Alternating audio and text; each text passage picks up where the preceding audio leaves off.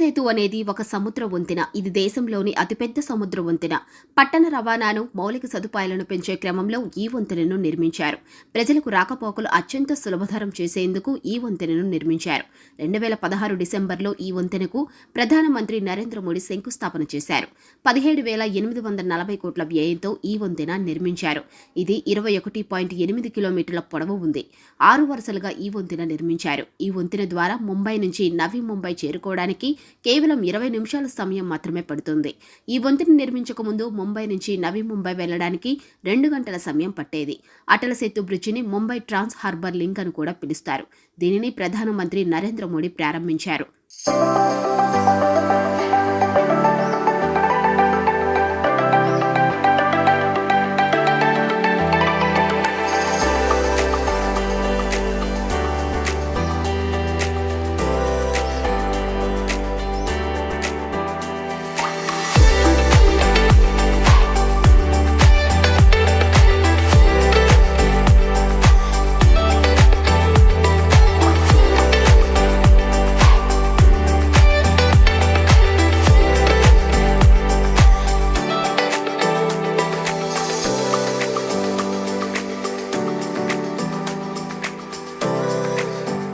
ముంబై అంతర్జాతీయ విమానాశ్రయం, నవీ ముంబై అంతర్జాతీయ విమానాల మధ్య వేగవంతమైన అనుసంధానం కోసం ఈ వంతెన దోహదం చేస్తుంది.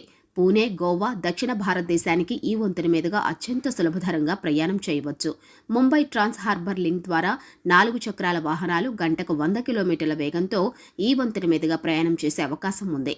రోజుకు ఈ వంతెన మీదుగా 70,000 వాహనాలు రాకపోకలు సాగించే వీలుంటుందని అధికారులు అంటున్నారు. మోటార్ బైకులు, ఆటో రిక్షాలు, ట్రాక్టర్లకు ఈ వంతెన మీద ప్రయాణం చేసే అవకాశం ఉండదు. ఈ ప్రాజెక్టు కారణంగా చాలా మంది మత్స్యకారులు ఆవాసం కోల్పోయారు.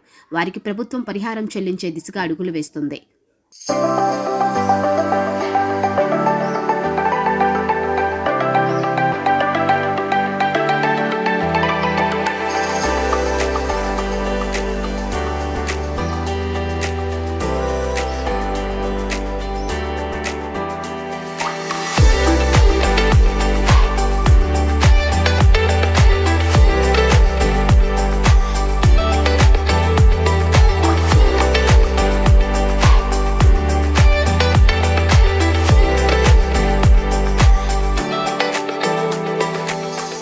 ముంబై, నవీ ముంబై మధ్య అన్ని వేల కోట్లు ఖర్చు చేసి కేంద్ర ప్రభుత్వం వంతెన నిర్మించడం వెనుక అసలు కారణం వేరే ఉంది. ముంబై అనేది మన దేశ ఆర్థిక రాజధానిగా ఉంది. ఇది రోజురోజుకు మరింత పెరుగుతుంది.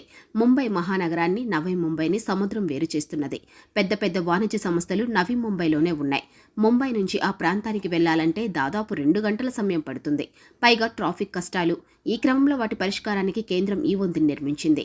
ఈ వంతెన ఆధారంగా ప్రయాణానికి సంబంధించి సమయం తగ్గిపోవటమే కాకుండా సరుకు రవాణా కూడా వేగవంతమవుతుంది.